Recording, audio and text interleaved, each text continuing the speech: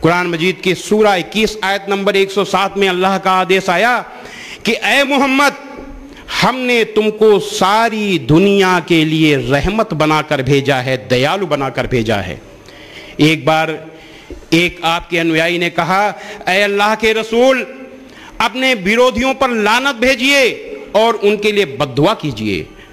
حضرت محمد صلی اللہ علیہ وسلم نے کہا، مجھے اللہ نے بد دعا دینے کے لیے، لعنت بھیجنے کے لیے نہیں بھیجا، ہمیں رحمت کے لیے بھیجا ہے، دیا کے لیے بھیجا ہے۔ بدر کی لڑائی میں 73 قیدی لائے گئے اور مسجد نبوی کے کھمبے میں باندھ دیے گئے، بندھن کس کے باندھ دیے گئے۔ ایک آپ کے انویائی دیر رات میں اٹھے، انہوں نے دیکھا کہ حضرت محمد صلی اللہ علیہ وسلم مسجد نبوی میں بڑی بے چینی سے ٹہل رہے ہیں۔ انہوں نے کہا کہ اے اللہ کے رسول، آپ نے آرام نہیں فرمایا؟ آپ نے کہا کہ مجھے ان قیدیوں کی تکلیف دیکھی نہیں جا رہی، یہ نہیں سو پا رہے تو میں کیسے سو سکتا ہوں۔ ایسے تھے رحمت، ایسی تھی رحمت آپ کی، ایسے دیال تھے حضرت محمد صلی اللہ علیہ وسلم۔ یہ دیالتا کا نمونہ جو دشمن کو بھی تکلیف سہن نہیں کر سکتا ہو، وہ انسان دنیا میں ایسا کوئی انسان نہیں تھا حضرت محمد صلی اللہ علیہ وسلم کے سوا۔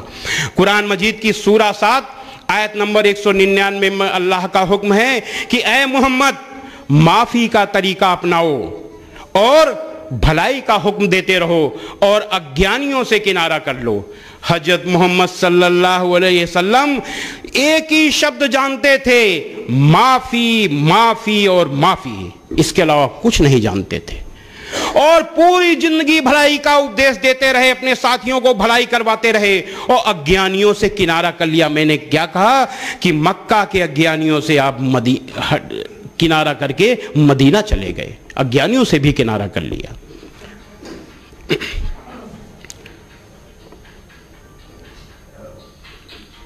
ابو سفیان، آپ کے خلاف جتنی لڑائیاں ہوئیں، ابو سفیان اس کا سیناپتی رہتے تھے۔ ابو سفیان کے نیترتو میں ہی احد کی لڑائی ہوئی تھی، جس میں آپ بہت بری طرح گھائل ہوئے، آپ کے بڑے بڑے انویائی شہید ہوئے۔ اس کے بعد بھی فتح مکہ کے دن آپ نے کہا کہ ابو سفیان کو معافی، اور ابو سفیان کے گھر میں جو داخل ہو جائے اسے بھی معافی، جو اپنے گھر کے دروازے بند کر لے اسے معافی، اور جو عبادت گاہ میں داخل ہو جائے اسے بھی معافی۔ یعنی کسی نہ کسی بہانے سب کو معافی دینے کا بہانہ چاہیے تھا حضرت محمد صلی اللہ علیہ وسلم کو، اور اس مکہ میں معافی دیا جہاں پر قدم قدم میں پر آپ کے لیے روڑے بچھائے گئے۔